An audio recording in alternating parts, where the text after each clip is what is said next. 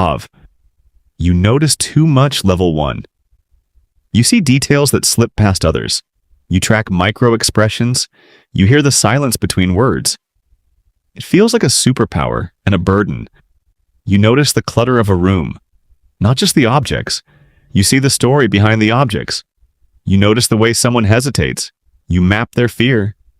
You notice the small kindnesses that go unreturned. You catalog them like evidence. Your attention is sharp.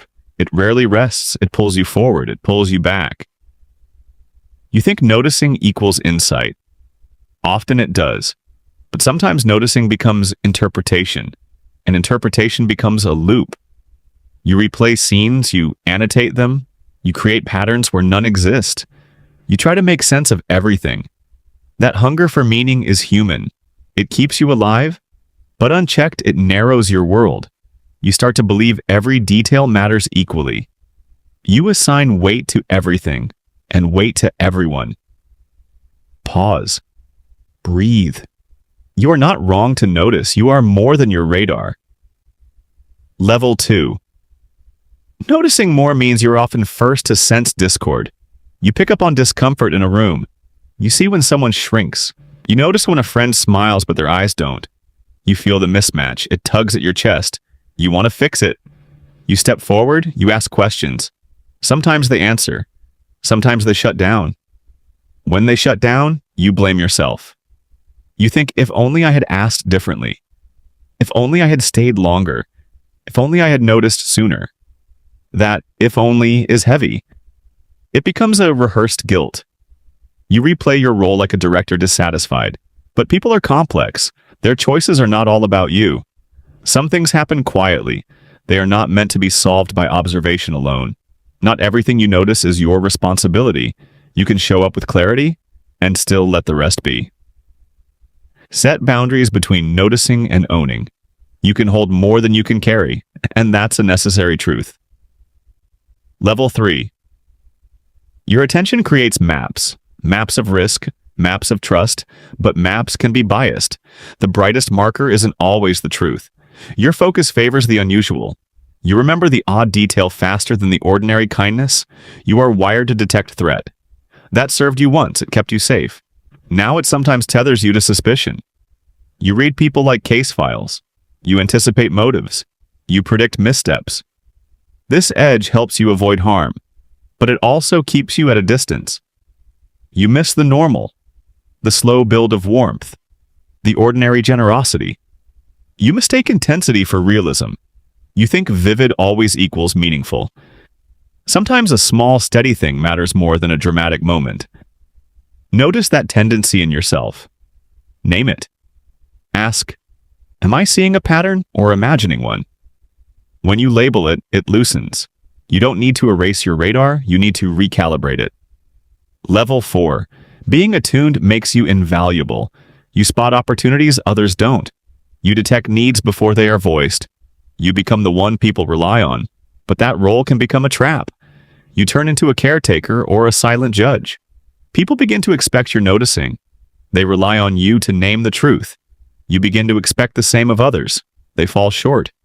You feel disappointed. The gap grows. You think you see everything. You don't. You see through your filters.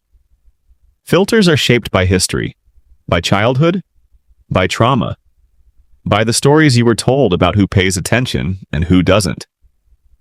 Those stories color what you notice. They give urgency to some things and silence to others. To move forward, you must trace the origin of your filters. Ask, which past hurt makes this detail flare? Which praise taught me to scan for danger? When you trace the source, you gain choice. You can keep the skill without being consumed by it. Level 5. There is a truth most people who notice too much eventually learn. Noticing is a form of love. It is the labor of attention. It says, I was present. I cared enough to look. That is beautiful and rare. But love alone does not bind outcomes. You can notice someone and still be helpless to change their path. You can notice injustice and still be limited by systems. Your noticing is a spark. It can start fires. But it also needs kindling. It needs allies. The fix is not more noticing. The fix is strategic connection. Share your observations. Choose who can act on them. Let professionals, friends, and institutions do what they are equipped to do. You do what you can. You resist doing everything. This is not abandonment. It is wise placement of energy. Good noticing requires good partners. Noticing without partnership is raw and lonely. Noticing with partnership becomes leverage. You become both witness and contributor. You move from being a solitary radar to being part of a network. Networks amplify care. They also distribute responsibility. Level 6. Your attention will always be a gift and a burden. The goal is not to stop noticing. The goal is to live with it effectively. Start with compassion for yourself. You've been using a high-powered tool without a manual? Forgive your mistakes. Practice curiosity instead of certainty. When you notice, ask questions, not indictments. Practice saying, "I noticed this. Could you tell me more?" Learn to rest. Quiet the feed of details with rituals. A walk, a single deep breath, a pause before you speak. Let silence be your ally. Use your noticing to choose rather than to control. Choose relationships that appreciate your attention. Choose work that values your eye. Choose stillness when your senses are tired. And when you are overwhelmed, remember this. Noticing does not obligate you to solve everything. Noticing means you are awake. That wakefulness can be a compass. It can guide gentle action. It can guide luminous connection. Keep the radar, hone it, and then, every so often, give it permission to turn off. Let the world be messy and meaningful without you cataloging every shard. You can be the quiet monitor, and also the person who rests. Both are true. Both are necessary. Breathe. You are doing more than you think. You are enough.